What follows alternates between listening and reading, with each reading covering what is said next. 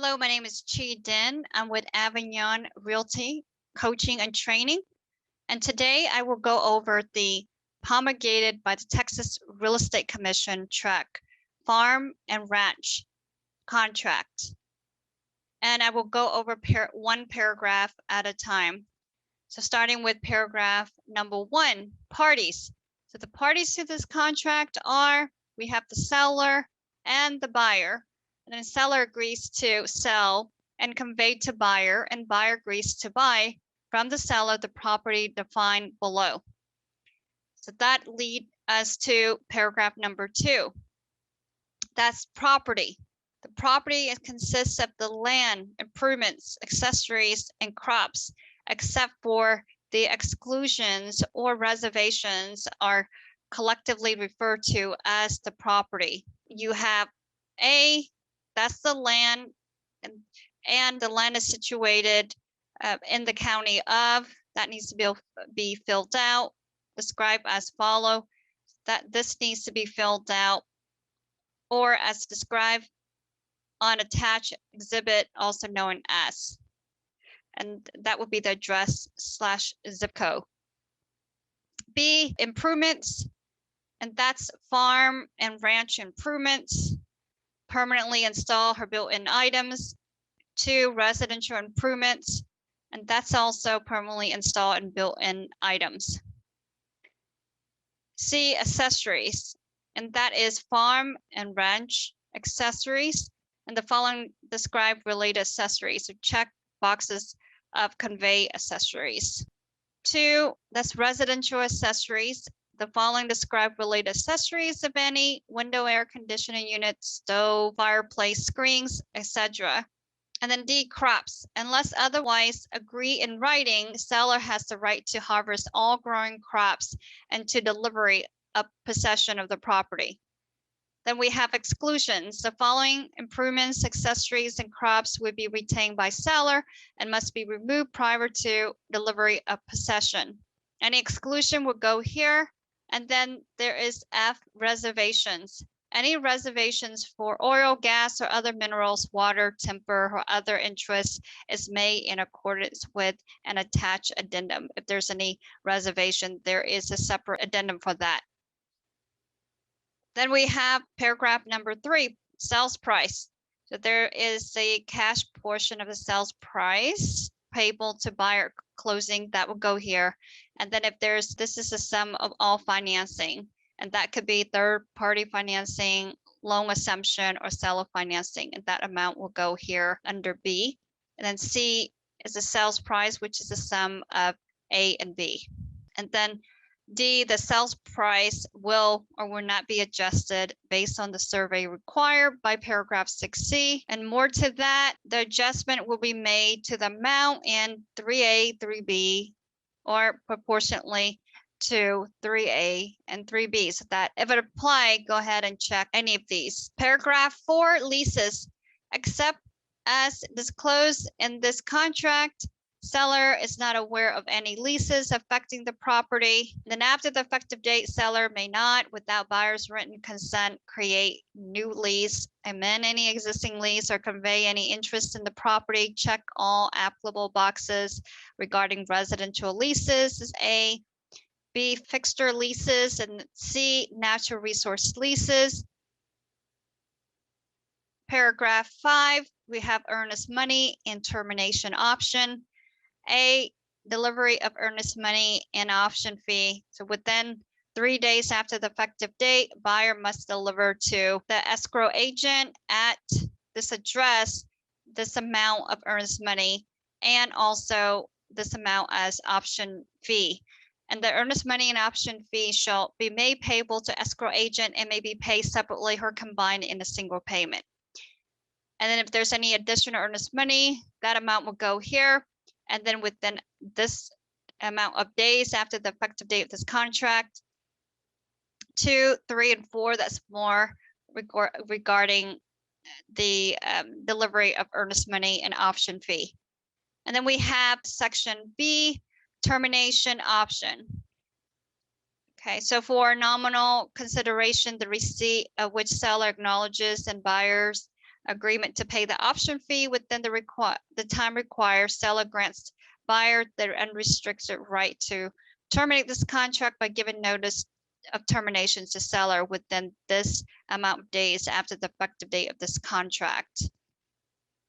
C, this go into failure to timely deliver earnest money.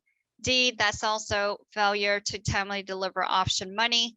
And then E, time is of the essence for this paragraph, and strict compliance with the time for performance is required. Then we have 6, which is title policy and survey. So there, either the seller will furnish the buyer at seller expense or buyer expense. Needs to check which one will pay for the title policy, and the title company will go here.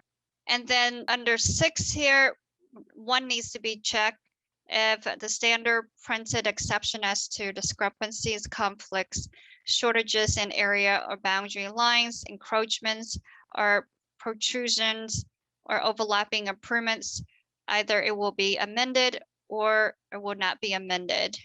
And then if it will be amended, the shortages in area, who's going to pay for it, the buyer, the seller? So need to check one. And then you have the commitment on B, so that within 20 days after the title company receives a copy of this contract, seller shall furnish the buyer a commitment for the title insurance. And at buyer expense.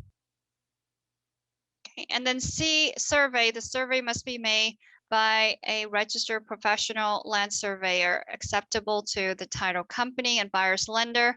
You need to check one of this box, like within X amount of days after the effective date. Either 1, 2, 3, or 4 needs to be checked. Either an existing survey needs to be checked, or buyer shall obtain a new survey at buyer's expense, or seller providing the survey will pay for it. That needs to be agreed upon between the buyer and the seller, or no survey is required. 4. Then there's objections. And more on objections. And then we have exceptions, documents.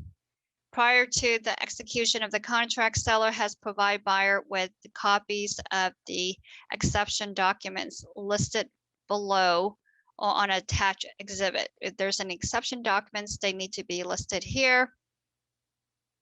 Surface leases.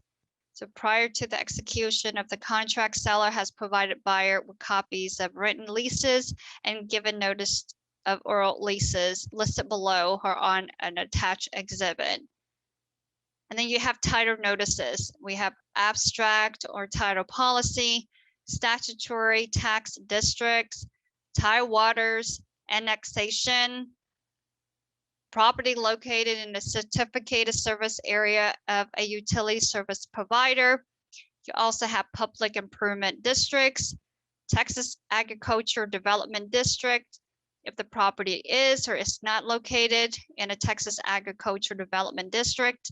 Then you have transfer fee. If that supply propane gas system service area, then you also last have notice of water levels fluctuations. Paragraph 7, property condition. This goes over access, inspections, and utilities. And then also notice buyer should determine the availability of utilities to the property suitable to satisfy buyer's needs. B, then we have seller disclosure notice pursuant to 5.008 Texas Property Code, and check one only, either buyer has received the notice or buyer has not received the notice, and within this amount of days after the effective date of this contract, seller shall deliver the notice to buyer. Or 3 is the Texas Property Code does not require this seller to furnish the notice. And then C, seller's disclosure of lead-based paint and lead-based paint hazards. And then D, acceptance of property condition as is. And then under D, either one needs to be checked, buyer accept the property as is, or buyer accept the property as is, provided seller at seller expense shall complete the following specific repairs and treatments. And wherever that you see the initials or identification by buyer, So buyer initials will go here on the bottom, seller initial will go here. And then you have the property address, contract concerning this property will go here. You see at the bottom of any pages, the initials will buyer and seller will go there. And then also the top of the page, you fill in the address of the property. E, completion of repairs. Then F, lender required repairs and treatments. G, environmental matters. H, you have the seller's disclosures, more into seller's disclosure here from 1 to 6. And then I, you have residential service contract. And this is the amount is negotiated if the seller is going to reimburse the buyer at closing and how much. And then the purchase of a residential service contract is optional. Similar coverage may be purchased from various companies authorized to do business in Texas. Then you have brokers and sales agent. Broker and sales agent disclosure. This going to when to disclose. And then here's broker's fees. Paragraph 9 is closing, very straightforward. The closing of the sale would be on or before this date, and it's more and what it looks like at the closing. And then buyer's possession, seller, so delivered to buyer, possession of the property in its present or required condition, and either upon closing and funding or according to a temporary residential lease. Then you have smart devices. And 11, you have special provisions, only insert factual statements here and business details applicable to the sale. Then you have paragraph 12. This is regarding settlement and other expenses. If the seller going to pay any amount, then this amount will go here. Proration and rollback taxes. This has to do with the proration of taxes and then rollback taxes. Paragraph 13. Paragraph 14 has to do with casualty loss. So if any part of the property is damaged or destroyed by fire or other casualty after the effective date of this contract, seller shall restore the property to its previous condition as soon as reasonably possible. Okay, and default, if buyer fails to comply with this contract, buyer would be in default, and the same thing regarding the same thing with the seller. And mediation, it is the policy of the state of Texas to encourage resolution of dispute through alternative dispute, including mediation before go into litigation. Attorney fees, like buyer, seller, listing broker, or other broker or escrow agent who prevails in any legal proceeding related to this contract is entitled to recover reasonable attorney fees and all costs of such proceeding. Then we have escrow. The escrow agent is not a party to this contract and does not have liability for the performance and non-performance of any party to this contract. And this goes on to more regarding escrow. Expenses, demand, damages, and notices. Paragraph 19 is representations. Paragraph 20 is regarding federal tax requirements. If seller is a foreign person, then the seller will need to pay foreign person related taxes.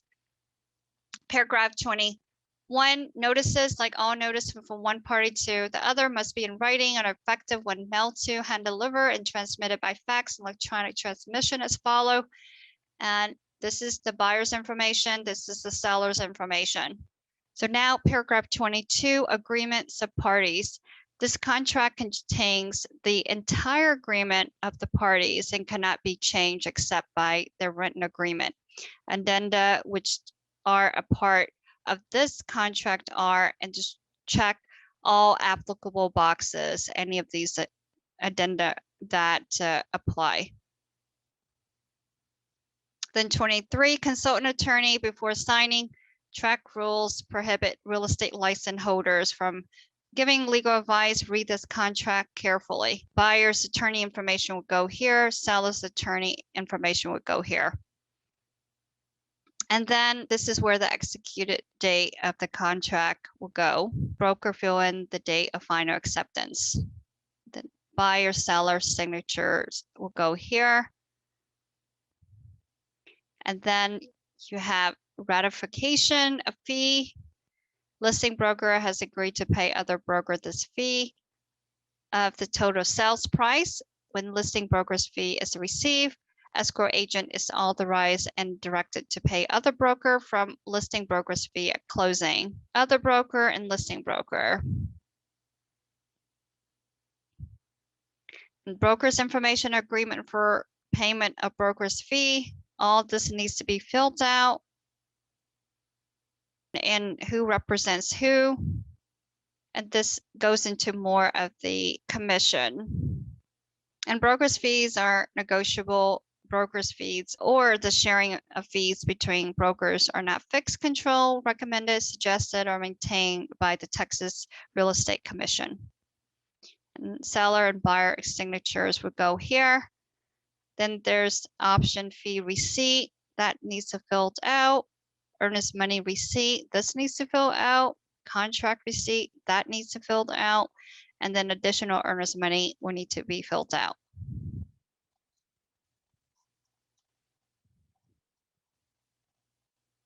And that is the overview of the promulgated by the Texas Real Estate Commission tract farm and ranch contract. If you have any questions, I invite you to go to your mentor or broker to get your questions answered. Thank you.